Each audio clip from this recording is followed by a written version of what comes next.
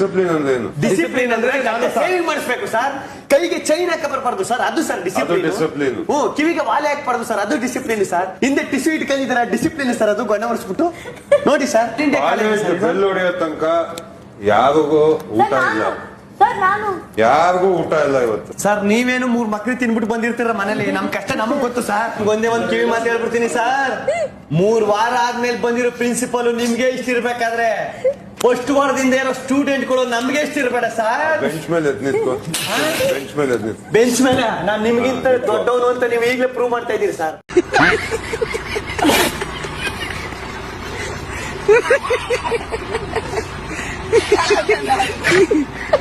ಸಂಜೆ 6:30. ಇಷ್ಟು ಅಂತಿರಲ್ಲ, ನೀವು ಸ್ನಾನ ಮಾಡಿದಿರ ಸರ್ ಇವಾಗ?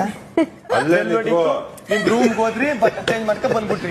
ನೆನ್ನೆ ಪ್ಯಾಂಟ್ ಹಾಕೊಂಡು ಅದಕ್ಕೊಂದು ಬೇರೆ ಶರ್ಟ್ ಹಾಕೊಂಡು ನೆನ್ನೆ 3 ದಿನದಿಂದ ನೋಡ್ತಾ ಇದೀನಿ, ಅದೇ ಶೂ. ಇದು ಸಿಸ್ಟರ್ ಸರ್ ಇದು. ಅಶ್ವಿನಿ ಅವರ ನೀವು ಬಂದು ಕುತ್ಕೊಳ್ಳಿ ಒಳಗಡೆ. ಸರ್ ನೆಪೋಟಿಸಮ್ ಏನ್ರಿ? ಅವಾಗಿಂದ ನಿಂತಿದ್ದಾರೆ, ನೀವು ಸುಮ್ನೆ ನಿಂತ್ಕೊಳ್ಳಿ. ಅಲ್ಲಿ ಮಧ್ಯರಾತ್ರಿ ನಿಂತವ್ರ ಅವರು ನಮ್ ಜೊತೆ ಕುತ್ಕೊಂಡ್ ಮಾತಾಡ್ತಿದ್ದು ಆಚೆ. ಏನ್ ಸರ್ ಇದು ಮಾಡ್ತಾ ಇದ್ರಲ್ಲ ಆಚೆ ಹೋಗಪ್ಪ ನೀನು ತುಂಟ.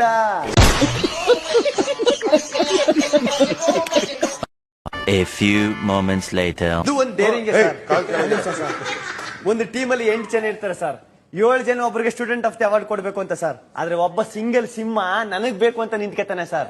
ಅದು ಸರ್ ಡೇರಿಂಗ್ ಅಂದ್ರೆ ಸರ್. ಅಶ್ವಿನಿ ಅವರೇ ನೀವ್ ಹೇಳಿ. ಸೊ ನನ್ ಪ್ರಕಾರ ಅಶ್ವಿನಿ ಗೌಡ ಅಂದ್ರೆ ತಾಕತ್ತು ಅಂದ್ರೆ ನನಗೆ ಡಿವರ್ ಮಾಡಿ ಸರ್. ನಾನು ಆಚೆ ನಿಂತ್ಕೊತೀನಿ ಪ್ಲೀಸ್. ನಾನು ಡಿಸ್ಮಿಸ್ ಮಾಡಿ ಕಳಿಸಿ ಸರ್. ನಾನು ಬೇರೆ ಕಾಲೇಜಿಗೆ ಸೇರ್ಕೊತೀನಿ. ಏನೇ ಆಗ್ಬೋದು ಸರ್, ಹೋರಾಟ ಅಂತ ನಾವು ಹೊರಟಾಗ ನಮ್ಗೆ ಬಕೆಟು ಅಂತ ಕರಿಬಹುದು, ಸೌಟು ಅಂತ ಕರಿಬಹುದು, ಇನ್ನೊಂದು ಮತ್ತೊಂದು ಅಂತ ಬಹಳ ಕೀಳಾಗಿ ಇನ್ನು ಕೀಳ್ಮಟ್ಟಕ್ಕೂ ಮಾತಾಡ್ಬೋದು.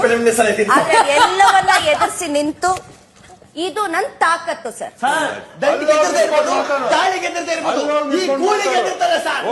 ನಾನು ಸೆಲ್ಫ್ ರೆಮ್ನೆಸ್ ಆಯ್ತೀನಿ ಸರ್. ನನ್ಗೆ ಇಷ್ಟ ಇಲ್ಲ.